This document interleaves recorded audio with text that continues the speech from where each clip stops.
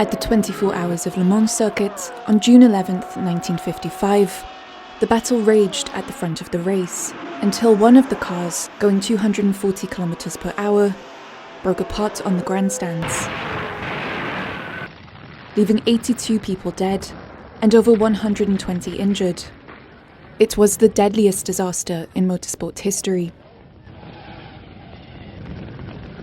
Thanks to several investigations, the cause of the crash is now known, down to the second. But why was there such a high death toll?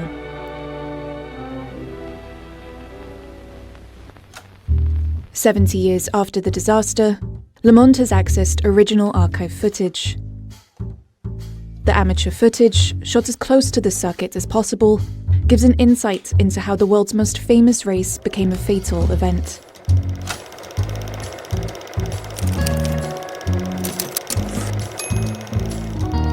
January 1949. In a few months' time, the 24 Hours of Le Mans will make its comeback. Closed during the Second World War, the circuit had been badly damaged by bombings. Almost everything had to be rebuilt. Construction workers had a big task at hand. The return of the race in Le Mans was a return to normal life. It was a popular event to forget the war. Sugar, coffee and petrol were still rationed. But race cars could go at full speed. This is rare footage shot on the circuit. It was entrusted to the Normandy Cinematheque, a non-profit organisation that preserves and digitizes amateur footage. Les films viennent de Normandie, de France et puis d'Europe. Ce sont des dons qui sont apportés sur place ou quelquefois, même assez souvent expédiés, très bien emballés. Et la plupart du temps, les films que l'on reçoit sont des films de mariage, de vacances à la montagne, au bord de la mer. And among the hundreds of films saved each year by the organisation were these two reels. Là, ce qui est plutôt particulièrement intéressant, c'est que c'est un film tourné pour être projeté à un petit public. Et puis c'est sur Le Mans, alors là, c'est en 1949. Jean-Louis Goczynski and Jean-Jacques Maserati, two amateur filmmakers from Le Mans, were behind the camera. Bon, là, je vais la remonter. C'est une Erxam des années 50. C'est français? Oui, c'est français. Alors, avec un chargeur de film comme ça, on tourne à peu près 1 minute et demie. Ça coûtait cher pour l'époque? C'est comme si on tournait un film aujourd'hui de 3 minutes, ça coûterait 50 €. Et j'appuie où? Ici, tu visais là et tu appuies là. Why did these two amateur filmmakers shoot the circuit's construction work? Je pense que leur intention était de réaliser un reportage sur Le Mans et c'est très bien monté et c'est tourné par un amateur, donc il y a un autre regard que le cinéma officiel. C'est vraiment, vraiment formidable. It was the most famous circuit in the world, with more or less the same layout as before the war. There's the tricky Tertre Rouge, Mulsanne, Indianapolis and Arnage Bends, the endless Mulsanne Straight, and the redesigned technical pits. It was on this same circuit 6 years later that the worst disaster in the history of motor racing would unfold.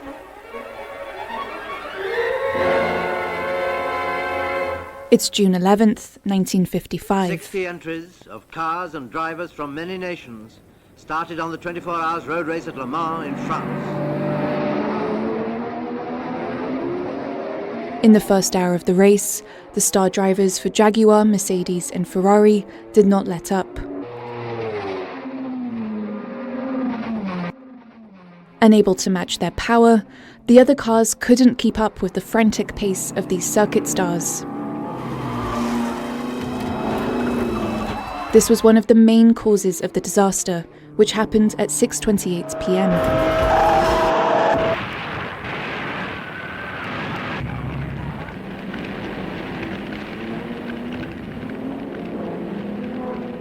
At the entrance to the pit straight, Britain's Hawthorn was driving at 250 kilometers per hour. On the left, he overtook the Austin Healey driven by Lance Macklin, who was driving at close to 190 kilometers per hour. But suddenly, Hawthorn fell back in front of Macklin and crashed his Jaguar equipped with disc brakes, a brand new technology.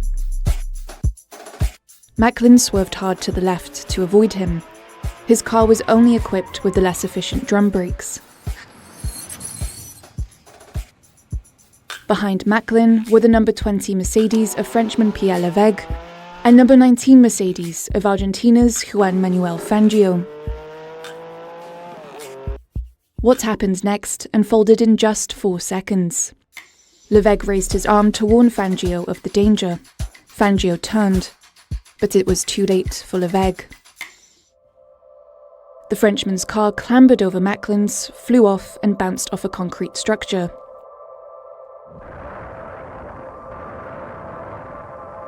Debris from the front of the car rammed into the audience. Pierre Levegh died instantly.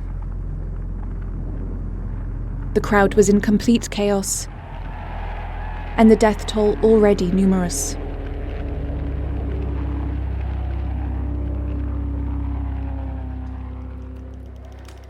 Filmed at the time of the circuit's construction, the previously unseen amateur footage viewed by LEMANS shed light on one of the reasons behind the disaster: the safety conditions of the circuit. The circuit's layout had hardly changed since 1932, but the performance of cars had exploded. In the mid-50s, some cars reached speeds of 280 kilometers per hour. Sometimes in places where there was little separation between the cars and those watching. In terms of safety, as early as 1949, organisers built fascines to protect the public. C'est quoi une fascine? Eh bien, c'est un bloc de terre, de sable précisément, compacté, qui est tenu par des branches de châtaignier qui sont tressées et qui vont avoir un effet d'absorption des chocs si jamais une voiture vient à les percuter.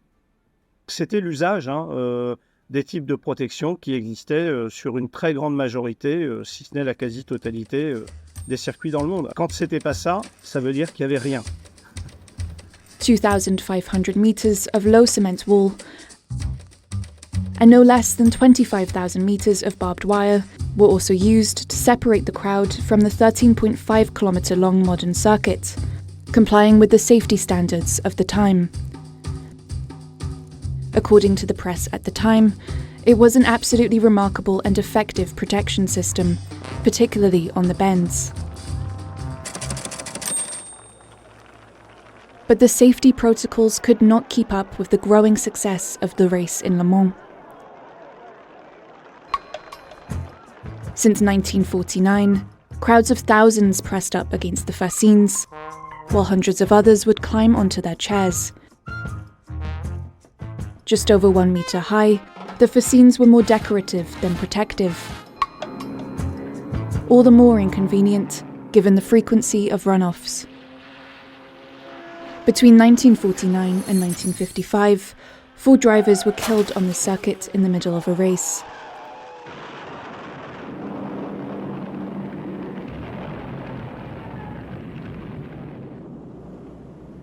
After the June 1955 disaster, the organisers of the 24 Hours of Le Mans launched a huge project to make the circuit safer.